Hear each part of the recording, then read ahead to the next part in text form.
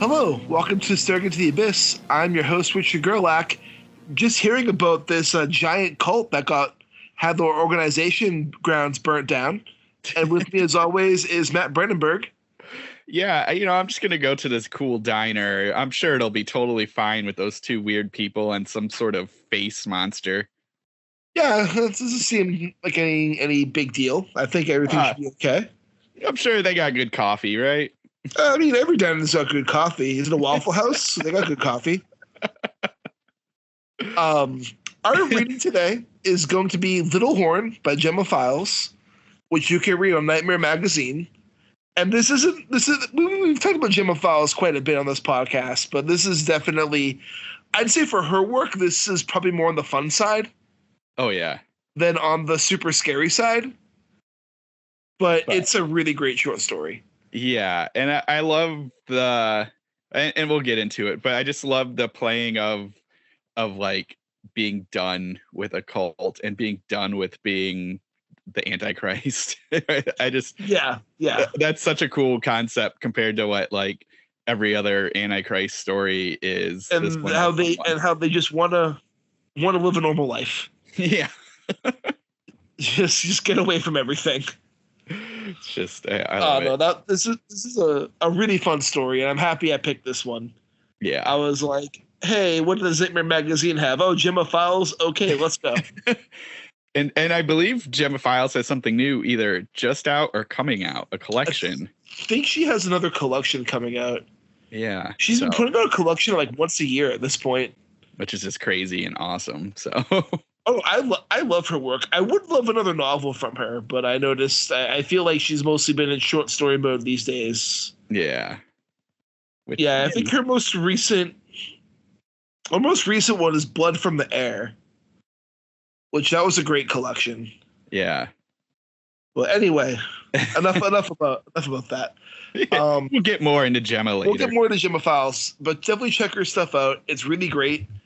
But we should move on to some media recommendation to get this podcast rolling. That's right. And let's just dive into it.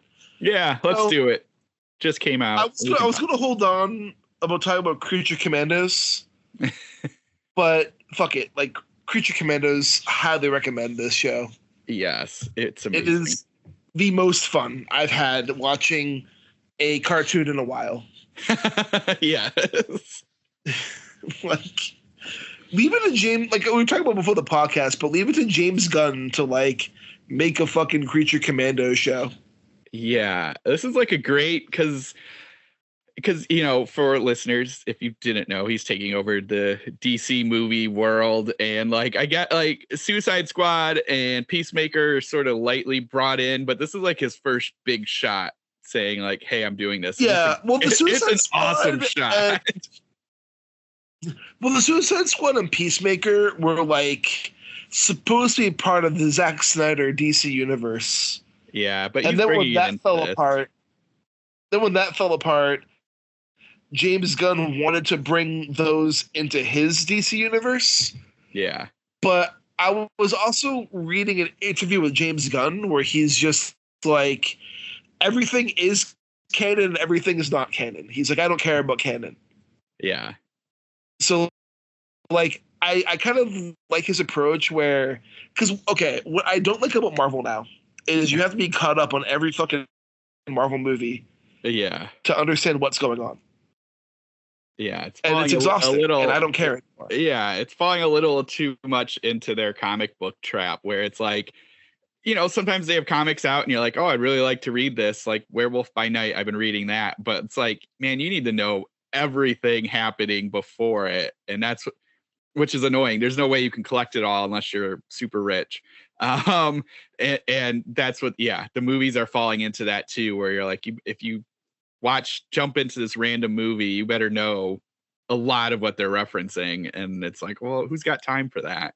I mean, I love Marvel movies. I'm not complaining about them, but I do think that it's hindering new viewers. I'm complaining about them. I think it's done the movies a disservice. Yeah. And I think it's negatively impacted viewers. And I think they're doing too much. Yeah. Like, But like I just realized this joke the other day from Deadpool versus Wolverine. And you know, in Deadpool Wolverine, when they have that picture of Thor and he's like crying. Yeah. And Deadpool's just like, what's that from? Why is he crying? Do you remember what movie that scene was actually from? Well, I don't think that was from any movie, because wasn't he crying about Deadpool? It was actually. What? No, it was actually a clip from the second Thor movie, because no one fucking remembers it. That's funny. And that was the joke. That was the joke. Because nobody saw that movie because it remembers it. And that's why he's like, why is Thor crying? Because like no one remembers that movie. But like which like it's funny, but at the same time it's like that's how ridiculous the Marvel movies have gotten. Is like you can pull off these obscure references and you're like not even obscure, but you can pull off these references and it's like I don't even remember seeing that movie because it was so long ago. Yeah. Right? But like I think James Gunn doing the whole like everything is and is not canon is great to bring new viewers in. It's not going to put stress on everybody to watch all the fucking movies. Yeah. But also bringing in all the characters. Like Frank Grillo voices Rick Flag Sr. in Creature Commandos. And he's playing Rick Flag Sr. in the Superman movie coming out. Yeah, because they're going to be all live action eventually. Yeah. I mean, Creature Commandos is going to stay animated, I think. Yeah, they're just bringing all those characters into the other movies. Yeah. But pretty much with Creature Commandos, the idea is Amanda Waller's daughter became a whistleblower at the end of Peacemaker, and they had to end the Suicide Squad because Amanda Waller's got called out on her shit. So now she can't use humans for her Black Ops missions, so she decides to use monsters that they have trapped within the Belle Reve prison. And Rick Flag Sr. becomes the commander of the Creature Commandos. And this movie's a fucking movie. This cartoon's a fucking blast. Yeah. Which one's your favorite, by the way? Which episode or person or monster? Person. I don't know. I don't know yet. I'm digging all of them differently. I need a little bit more time with them to see. I think I need a little time to see who I'll like a lot, but they're a lot of fun. And these first two episodes were just a blast, and it's James Gunn doing James Gunn, which is always a good time for me anyways. So I really liked it. I like what they're doing, and I like it. Yeah. It's a blast. It's surprisingly emotional too. The fish lady monster, I forget her name. Yeah, I can't remember her name either. But when you have the whole thing of her being outcasted, and then she asks G.I. Robot to be her friend, and G.I. Robot's like, I cannot kill Nazis with you. I've also ever wanted a friend to kill Nazis with. Yeah, that was awesome. And I do like the story about the bride. I think that was a cool like way to take that and make it unique, and just show us the building of the bride. And then even Frankenstein's monster, the big dumb Frankenstein's monster, like at a point you get like, you can see, because he's just a big dumb dude, and you can see what his problem is, and then at other points the ending helps. The ending gives you a good review of their relationship, but it's he's just there's a lot of emotion in this, which he's great at. There is. And I also love like the bride backstory was super sad. Yeah. Like that got me. Yeah. It was just like Dr. Frankenstein taking advantage of her, and then Frankenstein's monster feeling betrayed by her, and them fighting throughout the centuries. Yeah, I love that. That was a good touch. Seeing that. Did you catch like the one of them in the 60s when they were fighting it was like a quick second. I took a picture of it. Was that when they were on the There's bus? it's like no, it's when they're with a bunch of hippies. Oh, yeah. It's like they're all dressed and they're with two hippies who look like Cheech and Chong back from like the 80s. Yeah. And then in the background is Shaggy from Scooby Doo smoking a joint. Oh, that's hilarious. So I guess Shaggy's now part of the DC universe. Yeah. Well, and I love the play of that, showing like that these two immortal monsters and one's in love with the other, and so it's just this constant centuries long battle between the two of them. I think that's like I mean, it's extremely depressing if you think about it, but it's also like a really like it's a neat like take on that, and they're the unrequited love and this, well, you're not going to die, so you're just going to keep going after each other in every century or every decade. Yeah. And like I'm curious to see how that's going to play into this season, but Yeah. it should be good. I know next episode we're getting GI Robot's backstory. Yeah, which I think is a cool, like, he's doing it where he's showing us each of them kind of their backstory while telling the current story. I think that's cool. He said the Weasel story is very heartbreaking. It's going to be interesting, I'm sure. Because all we know about the Weasel is he murdered a bunch of children. Yeah. And that's it. Yeah. And I know he shouldn't laugh, but yeah. But this is funny because it's just like the fucking, like, there's no context to it. It's just he murdered a bunch of children, and it's just this fucking goofy ass weasel monster. Who, like, doesn't do anything. Like, he just sits there and like doesn't do anything. Which was also funny when Amanda Waller's like he was one of the only survivors, so we know he has what it takes. Yeah. It's like he only survived because he didn't do anything. Yeah. Oh my gosh. Yeah. I'm excited to see where this goes. I really like it. And I'm excited to see what James Gunn does. And I do love the music. I know Gogo Bordello is kind of a in between on controversy, but I did appreciate. Wait, there's a controversy? Yeah, I guess, like, I've been following Gogo Bordello for years that I don't know about. Yeah, I guess the lead singer, there's some issue, like, his balance between supporting Ukraine and supporting Russia, and just some of the stuff he said. Like, I if you kind of Google it, you'll see, and there's like this like back and forth where he's saying he's supporting Ukraine, but then there's some stuff that he also was helping Russia or doing something with Russia.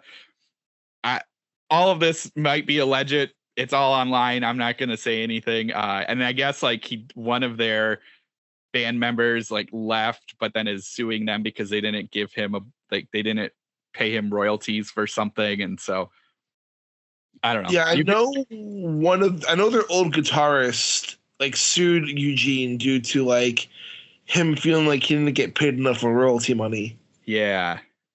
So, but okay. I still love them. So I'm not going to I just, can Google it. They're a great live band. Yeah. They actually played in Boston last month with the Dresden Dolls. Oh, that's awesome.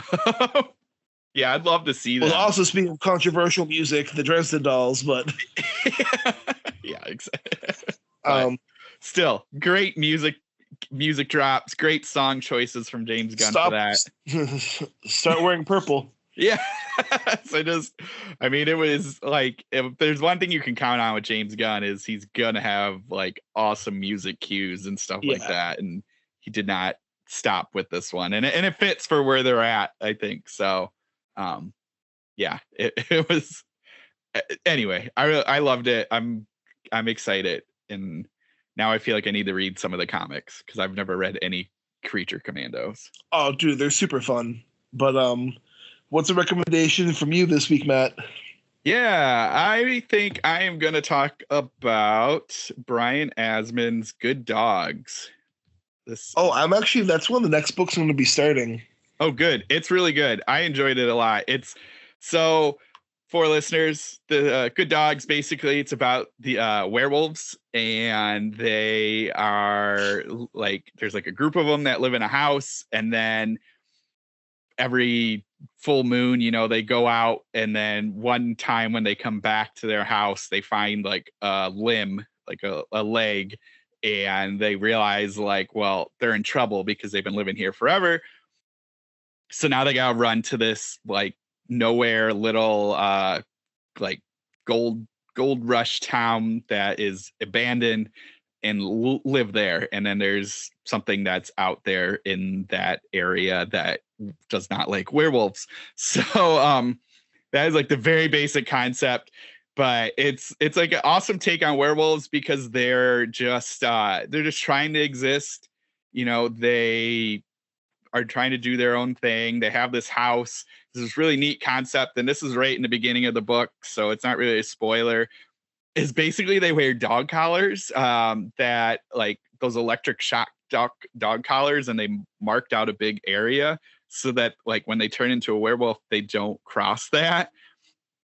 And so then they can hunt and do their werewolf stuff, but then they're not like just going around killing people. And so that's where the like trouble lies, is somebody broke through or something happened with one of their collars. So it's like anyway, that's like, I love that idea. It's like a really fun way to play with the werewolf kind of thing. And it's good. It's what I'll say, and I think I talked about this earlier with Danger Slater's book Starlet. This is another one where, like, if you've read Brian Asman's early work, like Man Fuck This House and I can't think of the other Locke one, or like I shouldn't even be here today. If you've read any of those kind of things, which are very kind of wacky humor, this one doesn't have as much of that in it. It's kind of like he's maturing, growing up a little bit. There's definitely humorous takes, and there's definitely humorous scenes, and there's like humorous chapters, but like overall as a whole, it was not that. I don't know if that is because it's a novel as opposed to a novella, so like he knew like he couldn't keep the thing going, or he just is trying something different. I mean, I guess you can find this book anywhere, so maybe he's just like up to trying to get to the masses. And it's not a complaint. I loved Good Dogs and I love Brian Asman. It's just in case you're looking for something similar to his early work, not 100% same as that. But yeah, there's a lot of fun scenes. There's a really good play with like a werewolf stuff and just like how they exist with it and how they live in a pack. And of course, like the pack, and it's only like 5. So it's not like a huge pack, but it's only like 5 of them. And like, of course they all have interpersonal relationship like stuff and everything like that. So there's definitely some challenges and stuff that happens in between them. But it's fun because they talk about like when they turn into a werewolf and like how that like changes, like what that does to them. And surprisingly, it, or maybe by choice, and I actually like this choice, is you don't really see that part of the story. So the story is more about them as humans, and then it just kind of cuts to the next day when they turn into a werewolf. So you never see werewolf action because obviously the focus is on the human aspect of it and them trying to decide as werewolves if they like it, they don't like it, if they're just dealing with it, all that fun stuff. But it's got a really cool monster in there and a really cool idea of what this monster is. And it's, it's great. So definitely check it out if you're looking for different werewolf things. Good Dogs, Brian Asman. Perfect. I'm not going to talk too much about it because I know most of our listeners don't really care about this. But I saw Wicked last night. Oh, did you? How was it? It was great. Yeah. Between seeing Wicked and Kneecap, I need to readjust my top 10 movies of the year. Because both those movies are making the list now. That's amazing. But no, Wicked's a lot of fun. I would want to take a turn, though, and recommend something I've kind of recommended before. There's a publisher based out of Italy called Hollow Press. Okay. You can go to the website with hollow-press.net, I believe. I'm going to double check that. 1 second. Hollowpress.net. So hollow-press.net. They're a publisher out of India. They publish RPGs. They publish experimental comics, manga. They have Japanese manga. They have European comics, and they have American comics that they publish. Nice. They publish RPGs, which I got one of their RPGs recently. I haven't played it yet, so I can't say too much about that. But one of my favorite things they put out is they work with an artist, and the artist's name is Plastaboo. Okay. And Plastaboo creates digital art. They're like a digital artist. And through Hello Press, what they're doing is they're making guidebooks to video games that don't exist. Okay. I love this idea. And so I picked up, a few months ago, I picked up the second Vermus book, which is like the big thing Plastaboo's been doing is Vermus. And I just got the first book for Vermus today. Or not today, but last week it came. Nice. And this whole book is just a guide for a video game that doesn't exist. It's full of the art. It's full of lore. Like, for instance, you open it up and there's an image of a man who's pretty much a skeleton peering into a well. And it just goes, the corpse kneels beside the well, memorized by the reflections of its living flesh. It wonders what it could have been done, and it wonders what could have been done and could have been. And for as long as the moon shines, the feeble illusion will prevail. And then you turn the page, and it's just something coming out of the water inside the well, and it goes, a light sparks in the dark. And then you see a skull, and it says, which flesh is your flesh? And then it has types of flesh, and you see the good, and it goes, light cannot be faded by darkness. It will shine even in the darkest corners of the world. And the other option is the evil. And it says, darkness is eternal, infinite, unrelenting. No one can escape it. We are born in light and rot in the dark. That's and amazing. Then it has character classes. Like the different classes you can make your character. I'm not going to read all of them, but like one of them is called Infant Seeker. And that class is a mother on a quest to retrieve her lost child taken from her by a witch. In these lands, young children disappear often. The birth rate is very low, and witches are in a constant search for the precious delicacy. Oh my God. Another one is Waste of Life, and it is expelled from all the villages, hated by everyone, has committed many crimes, and been cursed multiple times, but he shows no remorse. And the whole thing just goes through, like, the dungeons, the lore of the world. There's all this cool digital art that goes through it. And it continues into Vermus 2, which Vermus 2 is focused more on the lore of the world. But it's just a really fascinating, like, experimental art project. Yeah, it sounds great. I also got one of their RPG books, which is called Ungods. And Ungods is a module that works with Morkborg. Oh, nice. Yeah. And it says, all it says is Ungods, the impious journey, a grotesque epic inspired by Virgil's Aeneid. And I'm just going to read the prelude, and that's all I'll do. We'll go on. But the prelude is, it was as if we had always been there, but without any memory of having been born there. We quickly realized that nothingness is the keystone of this universe, and that there are no corners of this places in which peace is not shattered by the iron pace of a glassy and insane death. We had ships which had become sinister to us as the spirits had taken possession of them. Now we were in a sort of silent hell, among the black sands of an endless desert.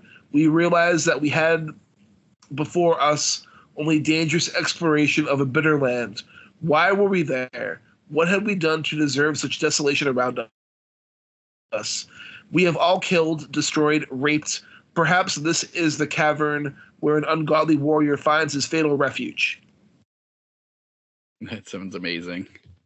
So yeah, Hollow Press is cool as shit. I would highly recommend Vermus. Yeah. I would say if you want some cool experimental art, Vermus, but if you want to just check out their website, like, I'm just going to give them a plug. They're fucking awesome. And I'll go back to you, Matt. Yeah, so I read Brian Evanson's Dark Property, which came out back in 2002.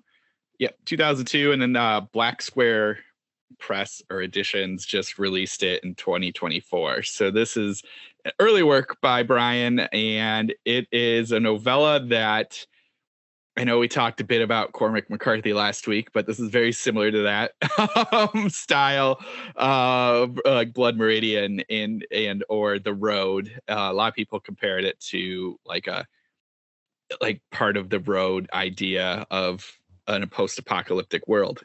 But we really don't know what this world is, and all we know is that there's a woman walking around with a big sack that has her or has a dead baby. It could be hers, it might not be. And then there is like a bounty hunter person. I think he's a bounty hunter, like kind of chase sort of after her, but sort of not. Just sort of happens to be following her trail, and he he's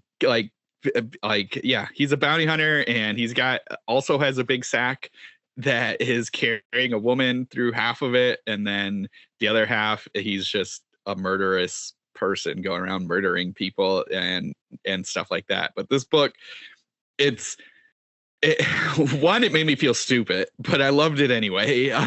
There's a lot of word choice in here that I was like, I have no idea what this means, and like I kind of get it from context cues, but I've never heard this word and everything like that. And there's a lot like sort of happening. Maybe we'll say off the page or in between the lines that like you'll get through context, but you're also I think maybe you need to be a lot smarter than I am to figure it out.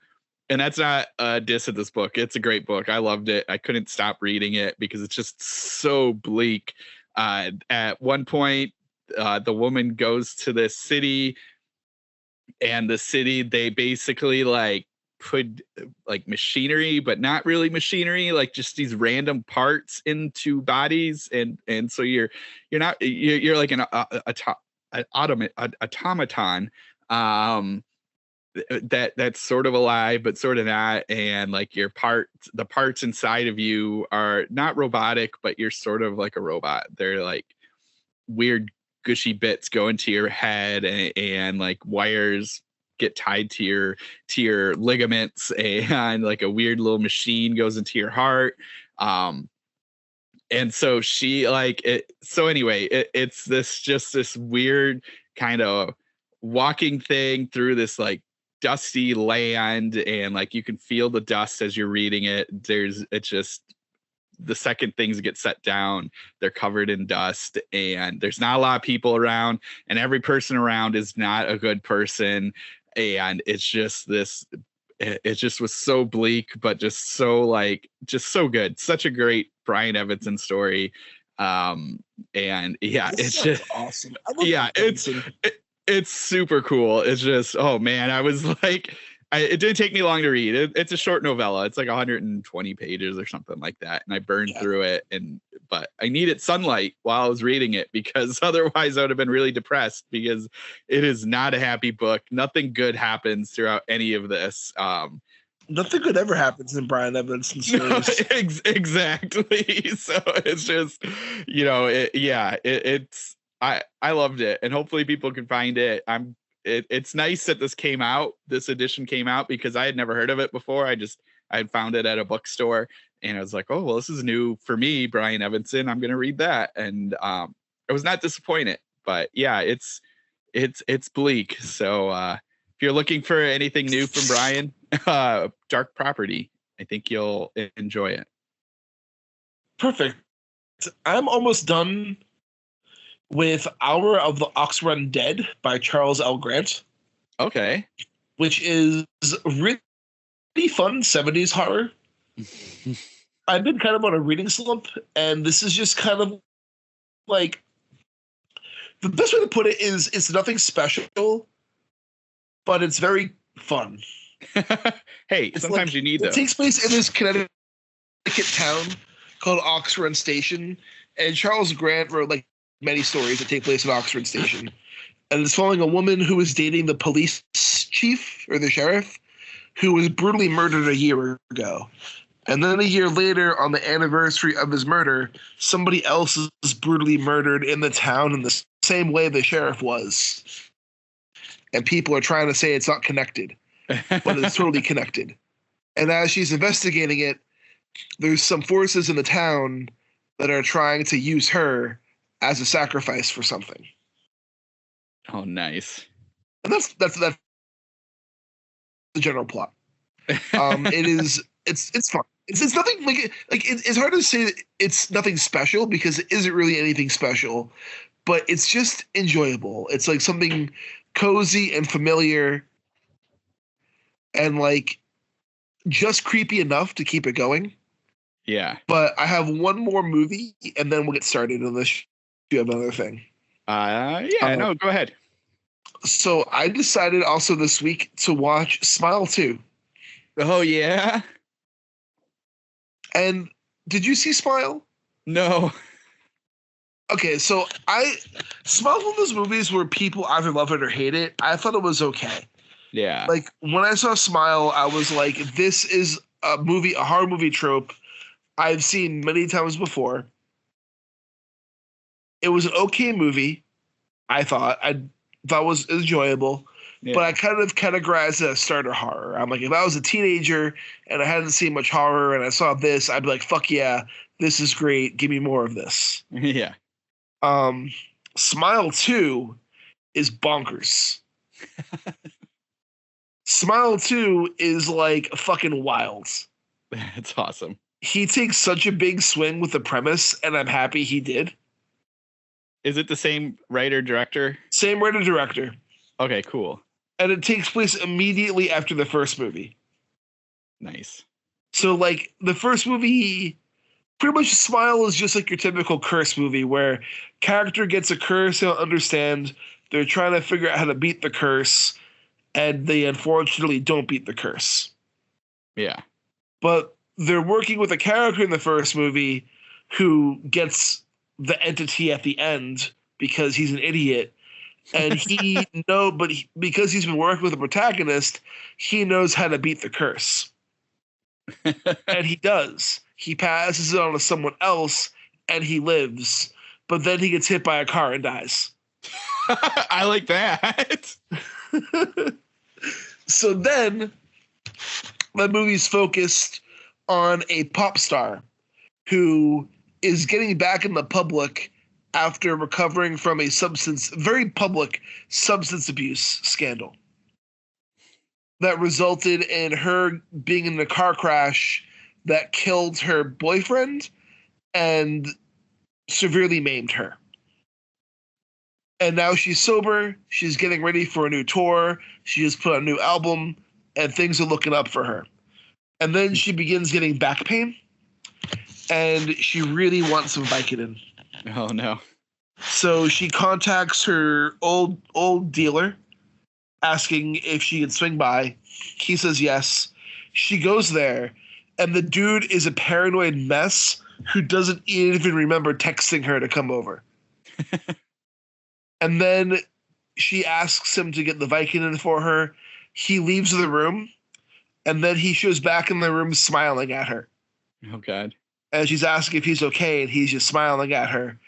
And then he takes a weight and bashes his fucking face in. Yeah. Right in front of her. And like you see like his flesh peeling off his face and shit. Like it's gnarly. Like he bashes his face in front of her. And then she pukes. But she also, before she calls 911, she realizes she probably shouldn't due to her substance abuse scandal and that she's in a drug dealer's apartment full of drugs. Yeah. So she leaves. And because of in the first movie, the woman who gets it is a therapist. So she's trying to understand what's happening. In this movie, she's a recovering addict with PTSD. So instead of her trying to understand what's happening to her, it's more like I'm losing my mind. Yeah. And I'm trying to hide it from other people. So we're seeing the entity gain more and more power due to the fact that our protagonist can't trust herself. That's amazing.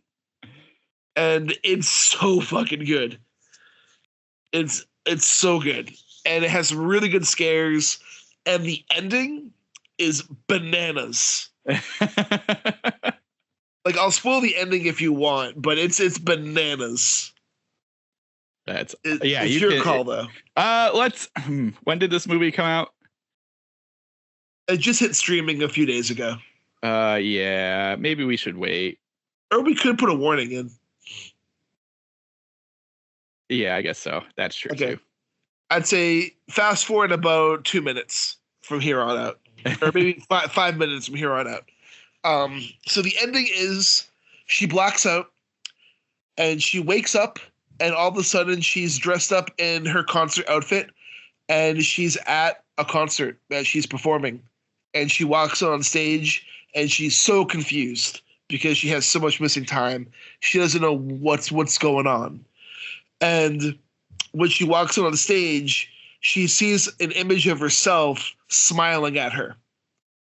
And then that image of herself rips itself open, and this giant smiling entity like flies out of her. And you just see this giant malformed smile demon staring at our protagonist. And we just see it take its giant fucking malformed hands and rip her face apart as it's trying to climb down her throat. Oh my God, that's awesome. And then the camera cuts to her lying on stage having a seizure. Yes. And then she gets up, and the entire sold out arena is just staring at her like, what the fuck is going on? And then she smiles at them, takes her microphone, and just bashes her fucking head in with the microphone. Oh my God. And the last shot of the movie is just her microphone jammed in her eye socket as blood's pooling out of her head. And it just rolls the credits. Oh, that's amazing. I need to see this. And to me, the fact that she did this in a sold-out arena, is everybody infected now? Yeah. Like, the third movie is going to be fucking bonkers, and I am here for it. Like, I am so happy they took this tired trope, and, like, they're doing something cool with it now. And I'm like, all right, here we fucking go. This is what I wanted out of this. Like, I am here for it. I am sold. So we're going. But yeah, that's the last of my recommendations. You know what? I'll be done too. Let's get into some Gemma Files. All right. So what did you think of Little Horn? I love this. This is a great, just like I said, I think it's an awesome like antichrist cult story that is completely different than what everybody else has done. I think I also had to laugh. So there was a period, and I actually didn't look to see when this came out, but there was a period, and Gemma Files might still be doing it. Okay, it came out in October. So like as I was reading this, well, I'll get into it, but there's a point where I was like, we saw her building this story through social media, but we'll get to that in a minute. But I just loved everything about this. I think this is a great, like, sort of making fun of cults. Well, definitely making fun of cults and cult members, and also kind of showing us the other side of an antichrist, and like, hey, maybe they don't want to be, and like, you know, they just want to be normal. Just want to be people. Just want to chill. People. Just want to chill. Yeah. So yeah, yeah, it's great. For listeners, the story, basically what we're getting is it's it's what, second person, where our narrator is talking to, well, not really to us, talking to like a cousin. And what we find out very quickly is she is the Antichrist, or at least a version of the Antichrist. And she, a cult surrounded her, and she kind of got done with it. So she kills all the cult and then just kind of walks away. You're sugarcoating it. She burns it to the ground. Yeah, yeah. Because she does have the powers. She definitely is the Antichrist. No, she has the powers. She has the dreams. She sees the devil in her dreams. Yeah, she can communicate with the devil if she wants to. It's just she was done with it. She's done. She doesn't want part of it. She's out. Sick of it. Like, she's tired because she's tired of living life for other people. Yeah. And she wants to live life for herself. Yeah. She's tired of being the tool of the cult, the tool of the devil. She just wants to be herself. Yeah. Exactly. And to stop being defined by other people. And listening to rules. There's all these rules. Yeah, fuck rules. So she's done with it. But yeah, and I just love like the cult, like the way she describes these cult members, how they just like, because she's the Antichrist, people just kind of come to her and want to like worship her and make her their leader, and they're just so like willing to do that and do all these things. And the way Gemma describes it, like through this narrator's perspective, is just how stupid it all looks and how dumb it is, and how like ridiculous these people are, like prostrating themselves in front of her and like just needing her to give them, like just needing her. And so like the beginning, like we kind of get this like ceremony, and she's in it, and she's just talking about like these people like kneeling in front of her, like hitting their heads on the floor, and like other people with knives getting ready to do whatever. And she's just like, it's so dumb, all of it. And it's just like, this is great, because normally you don't really see that in these types of movies. It always seems like, oh, everyone loves being this, and the cult is doing this thing, and the Antichrist just wants to be the Antichrist. And here it's like, this all looks stupid, and I'm just tired of it.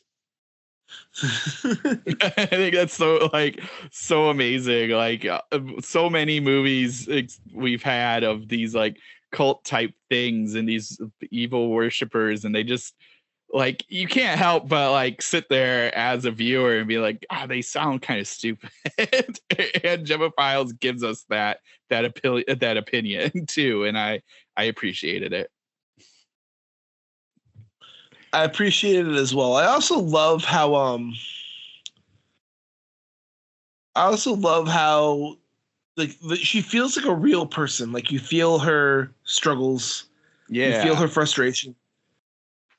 You feel, I don't know, I like how sympathetic she makes the Antichrist. Yeah. It wasn't even like, yeah, exactly. It's just this like, didn't buy into the, didn't drink their own Kool-Aid kind of thing, where again, in a lot of movies, these people, some of it's, obviously not their choice, but a lot of it, like when you watch them, like even the Antichrist person just like loves it and just becomes such a stereotype, where in this, she's just, she just wants to do regular things, and she doesn't want to just deal with it. And I think that's such a cool idea. I also like go on. Like I'm looking at it right now. Like it's just, this is from the beginning. It's like now Little Horn, the Reverend calls me placatingly, but I can feel it in me now, coming up through me, the way he always taught me it would. The true speech, a desert wind blowing straight back from Megiddo, a raffle raw and rank. That it would be there when I reached for it, when I finally wanted to reach for it. He just never thought he'd be the thing to make me want to. I guess, why would he? But that's not my name, is all I say, by way of reply, and I shut my eyes, found that door inside of my mind, the red one, open it, recognize what's crouching there, in the dark behind. Let it recognize me, in turn, then open wide myself, everywhere at once, and tell it to come on out. And I light that whole fucking place on fire. And then I'm happy to know the cats get out okay. Yeah, yeah. There's some worry about cats, so just be ready for that. Yeah, well, we'll see. They give us a trigger warning for people. Yeah. So, but I also like the rules. There's some interesting rules in here, and there's also like an interesting like idea on how there's multiple antichrists, that like all of these groups kind of have one, and they all sort of have that power too. Because you don't really hear that. You always kind of hear like it's just the one, but in here she's just like, yeah, there's a number of us, because it's just that's the way it is. And like they can kind of feel each other. That's where we get a little bit later. We get to who the cousin is, and the two of them are talking in a diner, and you kind of realize like, hey, like normally they're not like around each other. Normally the cousins aren't with each other. There should only be one. But these two decide to like, they both feel the same way. They both kind of got sick of this cult thing, and like you also hear that too. Like it's not just our narrator. Other antichrists have kind of like burned up their cult because they were just done with it. Which is such a unique take on the whole antichrist thing. It is. It's really like, yeah, I really like it. I like just the way it plays with it and gives you something different. And like we get like, like yeah, she kind of plays with the tropes, and then even like by the end of it, we kind of get some of the like who's actually leading it and like what they're doing. But again, even the ending, it turns like it gives us a different different answer than maybe it could have gone. So yeah, this is a great I enjoyed it. I like, there's a part, and I'm wishing I could remember, I should have marked it down yesterday, where I was reading and I just part? Which part? Oh no. Wait, well, I feel what I was going to say. Never mind. I think it was, I'm trying to remember. There's a part that like just made, so for listeners, at one point, one of the other cousins come, and this cousin has been basically eating all the other antichrists. And this is actually, this will go to the social media part, when we're getting like 6 months ago, 8-9 months ago, maybe even still now, Gemma Files was posting a lot of like Bosch paintings and just a lot of weird paintings of like hell and just strangeness, and it's all in here. And I when I was reading this, I was like, oh, that makes sense. She was maybe she was researching it for this, or just the two sort of happened simultaneously. But I thought that was great. But the part that like made me laugh when I was reading this is when they see like this this weird antichrist with faces all over, and like a 3-foot dick and like a 3-foot tail and all this stuff. all the people in the diner like instantly are trying to worship this monstrous antichrist, and like it kills them because that's what it does. And the cousin goes like, Jesus Christ. And I just like had to laugh about that. It just was like hilarious. Well, I love like some of the descriptions too, where it's like, ever see a guy rise up on those raptor-sized claws at the back of what should be his heels, puff his blinking chest out like a rooster, and cum rubs of flame over everything around him like a fire hose. A stream so hard and so hot it melts whatever it touches like lava. No? Well, just count yourself lucky then. Wish to fuck I could power wash this sight of that out of my mind, and I'm half Satan. Just, oh my God, just so like, just amazing. Yeah. Like I love the nonchalance like our narrator speaks. Oh yeah. Too. It's just like, oh, it's so great. And it just I love this so much. This was awesome. Yeah, no, I'm happy. It's been a while since we discussed any Gemma Files. Yeah. So I was happy to like bring some Gemma Files back into the conversation. But no, like this is a great short story. Yeah, definitely worth checking out. And it's free, so you should do that. It is free. And I don't want to like spoil too much of the story, but I will. One thing I love, because the whole story is like, she's trying to find her name, and everyone's calling her Little Horn, and she hates being called Little Horn. Yeah. Like the whole and at the end of the story, it's just like, what is it? Still want to call yourself Peggy? Which is really funny because it's just Peg's just Little Horn. It's just like, yeah, it's just ends up being a play on Little Horn, which kind of like makes the whole story kind of like a funny joke punchline by the end, which I thought was like really clever for Gemma Files to add that for the ending. Yes. But like, I love, because I feel, I don't know, maybe I don't read enough Gemma Files, but I feel we never see her being like this playful in her fiction a lot. Yeah. I mean, like, yeah. Sometimes she is, but I feel like her fiction's very macabre. Yes. It's very unnerving.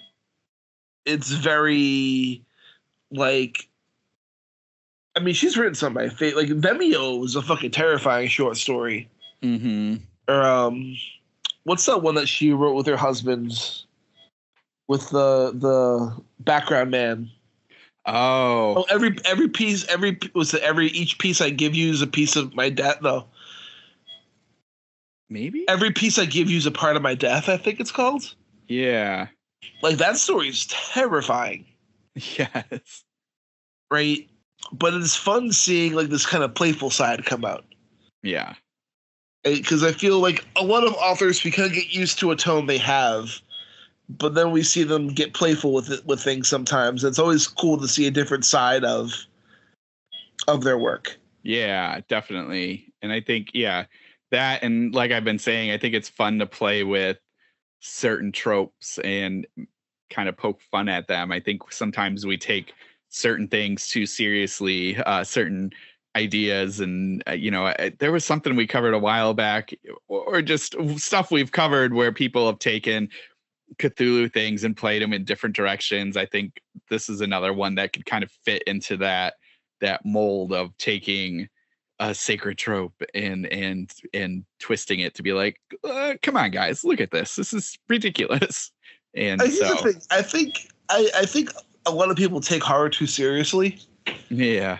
And take the tropes too seriously, and I'm like, horror is about scaring and being creepy and all that stuff, but horror is also fun. Yeah, exactly. Like let's not forget, there's always been a fun, playful side to horror stories. Yeah. I mean, don't tell that to like a lot of horror authors, but like, there's always been a fun, playful side. Yeah. Like exactly. I'm sure.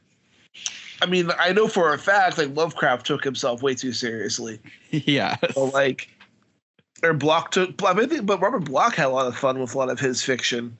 Yeah. Or, but there's always been a fun, playful side to horror that a lot of people forget. Exactly. So yeah, it was cool. It was cool to see this. This was a great one. I'm glad you enjoyed it. I'd like to think I pick winners. Yes. But yeah, where can listeners get in touch with you, Matt? Yeah, so hanging out on Blue Sky, Brandenburg DM, sort of floating on Twitter. I pretty much haven't been doing much on there, but I am there. Same name thing. And then my website, matt-brandenburg.com.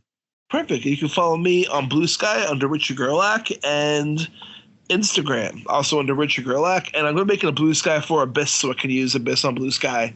Sweet. And try and network our podcast that way. Yeah. But I haven't made that yet, so give me a minute. But this is Richard Gerlach saying, keep staring.